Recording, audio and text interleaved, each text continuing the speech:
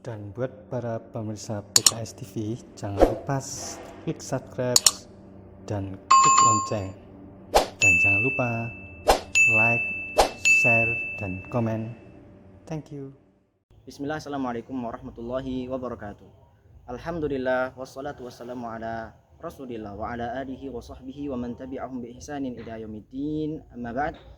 Fa ya ibadallah, inni usikum wa nafsi bittaqwallah faqad faza man ittaqa. Faqala ta'ala ya ayyuhalladzina amanu ittaqullaha wa kunu ma'as shadiqin. Shadaqallahul azim wa shadaqa rasulul karim wa nahnu ala dzalika minasyahidin wa syakirin. Alhamdulillah, hari ini kita masih dalam kesempatan yang mulia berjumpa dengan bulan suci Ramadan, dan semoga kita ketika selesainya dari bulan suci Ramadan ini mampu dan mendapatkan gelar at-taqwa, atau kita termasuk orang-orang yang bertakwa. Apa yang kita lakukan jika kita punya hutang atau kita berhutang dari puasa di bulan suci Ramadan? Maka tentunya ada dua kondisi: kita berhutang dikarenakan nazar atau kita berhutang dikarenakan halangan. Ketika kita hutang dikarenakan nazar, maka kita pastikan bahwa nazar kita itu adalah nazar yang baik. Seseorang mungkin, ya Allah, sekiranya kau berikan aku kesempatan untuk masuk di universitas tertentu, diterima di pekerjaan tertentu, maka aku bernazar kepadamu agar aku kemudian melakukan puasa. Maka wajib untuknya menyempurnakan nazarnya atau melunasi dari janji nazarnya kepada Allah Subhanahu wa taala, sebagaimana Rasulullah Muhammad SAW bersabda, man nazara ta'atan, man nazara ayyuti Allah, barang siapa yang bernazar untuk taat kepada Allah Subhanahu wa taala. Kita cari kerja, mendapatkan rezeki yang halal, itu ketaatan. Kita ingin melanjutkan kuliah, dari kuliah itu kita mendapatkan ilmu yang bermanfaat, itu juga termasuk ketaatan kepada Allah Subhanahu wa taala. Man nazara ayyuti Allah, nazar kita untuk taat kepada Allah Subhanahu wa taala, falyut'imhu, maka silakan disempurnakan dari nazar kita masing-masing. Maka yang kedua yang akan kita bahas adalah halangan orang yang berpuasa.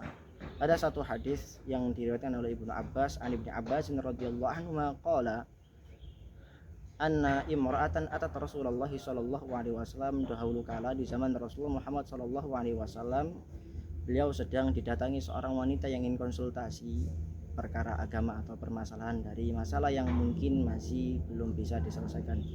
Maka beliau bertanya, atau seorang wanita ini bertanya kepada Rasulullah, faqalat inna ummi matat wa 'alaiha shamu syahrin. Ya Rasulullah, ibundaku telah meninggal dunia, sudah purna dari kehidupan dunia, sudah kembali kepada Allah Subhanahu wa taala. Namun saya masih mengganjal karena bunda atau ibu saya kembali kepada Allah Subhanahu wa taala, masih meninggalkan satu kewajiban yang dulu belum sempat dikerjakan, yaitu berhutang puasa, khususnya di bulan suci Ramadan. Maka kemudian faqala ara'aita, apa pendapatmu? Ara'aiti, apa pendapatmu? Lau kana ala ummiki dainun, kalau kemudian ibumu punya hutang, akunti taqdinah, apakah kemudian kau yang akan melaksanakan dari pembayaran hutang itu? Faqalat na'am, maka dijawab wanita ini, ya Rasulullah. Maka kemudian dibalas oleh Rasulullah, qala fadainullah ahaqqu bil qada, tentu hutang kita kepada Allah Subhanahu wa taala jauh lebih wajib kita lunasi. Maka dari sini kemudian insyaallah kita jadi manusia, atau kita dijadikan Allah Subhanahu wa taala manusia muslim. Kita berpuasa, tentu terkadang dalam perjalanan kehidupan kita dipertemukan yang namanya sakit, mungkin sakit yang berkepanjangan tahun, maka itu termasuk sebab dimanakah rukhsah agar kemudian kita tidak melakukan puasa. Bisa jadi kita atau panjenengan yang sedang dalam kondisi pekerjaan yang sangat payah, seperti tukang, seperti kuli bangunan, seperti kuli batu, maka tentu juga akan mendapatkan rukhsah dari Allah Subhanahu wa taala untuk digantikan di hari luarnya. Maka insyaallah akan kita bahas setelah kita telah mengetahui ternyata kita mampu berhutang kepada Allah Subhanahu, kita bisa berhutang kepada Allah Subhanahu wa taala ketika manakala satu syariat Allah Subhanahu wa taala telah diwajibkan kepada kita kemudian kita tinggalkan. Maka karena itu adalah hutang dan tentunya wajib kita bayar. Siapa saja yang kemudian pastinya berhutang kepada Allah Subhanahu wa taala, khususnya dalam amal perbuatan ini, yang pertama adalah satu kategori atau satu jenis pertama adalah yang dia wajib hukumnya mengganti puasa. Dia tidak wajib membayar fidyah, ya, atau bahkan membayar fidyah dan juga nyaur utang atau melakukan puasa di hari luar dari bulan suci Ramadan, khusus dia wajib mengganti puasa selain di bulan suci Ramadan. Adalah yang pertama, orang yang memang sakit, dan sakitnya tentunya adalah sakit yang saat itu menyebabkan dirinya tidak mampu melanjutkan puasa, katakanlah mah, katakanlah tipes, ataukah kemudian ada petunjuk dokter yang mengatakan, Pak, Bu, silahkan membatalkan puasa. Maka di situ kemudian jatuh rukhsah untuk kita dan kita mengganti puasa di luar dari bulan suci Ramadan. Yang kedua adalah mereka yang merasakan payah dari pekerjaan. Mungkin adalah mereka yang, mohon maaf, dikarenakan oleh Allah Subhanahu wa taala pekerjaan yang berat, harus panas di siang hari.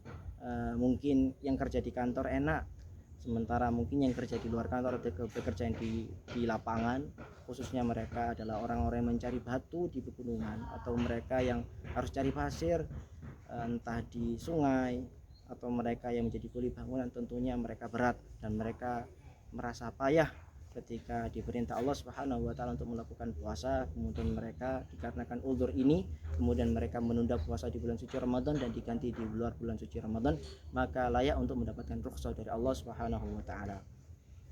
Selanjutnya juga adalah orang yang atau wanita yang sedang haid, tentu tidak diperkenankan untuk melakukan puasa, sebagaimanakah sabda Rasulullah Muhammad SAW, kunna nu'maru biqada'is shaum wa la nu'maru biqada'is shalah. Kami dulu para istri Nabi atau wanita-wanita yang lain menyampaikan kepada kita, tentunya kunna nu'mar, kami dulu diperintahkan oleh Rasulullah Muhammad SAW untuk mengganti hari-hari di manakah hari kami sedang berhalangan untuk melakukan puasa, maka di luar dari hari yang kami sedang tidak berhalangan melakukan puasa, kami diminta untuk mengqadanya atau kami diminta untuk melunasinya. Tentunya bagi orang-orang atau wanita yang khususnya wanita yang haid atau wanita yang kedatangan tamu yaitu nifas. Maka empat orang ini, pertama adalah orang yang sakit, kemudian yang kedua adalah orang yang sedang merasakan payah, atau yang ketiga adalah orang yang sedang haid, atau yang keempat adalah orang yang sedang nifas atau khususnya wanita yang haid atau wanita yang nifas. Itu kategori yang pertama. Kategori yang kedua, ada juga manusia atau seorang muslim yang dia tidak kemudian ini aja wajib hukumnya kemudian kita ganti berpuasa, tapi tidak di situ perintah untuk penggantiannya, lebih diarahkan kepada fidyah. Tentunya yang pertama adalah orang yang sakit, tapi sakitnya ada plusnya, sakitnya berkepanjangan, bulan Ramadan masih sakit, ketemu Ramadan lagi masih sakit, maka apa yang seharusnya dikerjakan seorang ini tentunya tidak melakukan puasa, karena Allah menyampaikan dalam banyak ayat dan diantaranya la yukallifullahu nafsan illa wus'aha. Tentunya Allah tidak ingin memberikan beban kepada kita, karena sejatinya Allah tidak pernah membebani kita di luar dari kesanggupan dan kemampuan kita. Yang pertama adalah orang-orang yang sedang sakit dan sakitnya berkepanjangan, tidak ada harapan untuk sembuh, silakan kemudian mengqadha, silakan kemudian menunaikan fidyah dan dibayarkan kepada fakir dan miskin. Kemudian yang kedua adalah mereka yang atau ibu-ibu yang sedang hamil atau menyusui, yang kemudian ada perasaan, dengan syarat yang pertama ada perasaan dikhawatirkan ketika berpuasa, maka janin yang di dalam kandungan mungkin dikarenakan petunjuk dokter atau dikarenakan memang perasaan yang sedang saat itu sedang mual sampai menyebabkan muntah, tambah sakit dan seterusnya, maka silahkan kemudian mengganti untuk membayar fidyah, karena alasannya bukan dikarenakan tidak mampunya seperti orang-orang haid yang saat itu mungkin bisa jadi sehat, maka ketika udhurnya dikarenakan haid keluar dari bulan suci Ramadan tetap untuk melakukan qadha puasa, akan tetapi dia berhalangan dikarenakan sebab payahnya dalam kandungan. Dikatakan dalam Al-Quran, kurhan wa wada'atuhu kurha, hamilnya kurhan, meletakkan hasil hamilnya atau ketika melahirkan anak juga dalam kondisi yang kurhan, kondisi yang payah, maka silahkan kemudian mengganti dengan fidyah.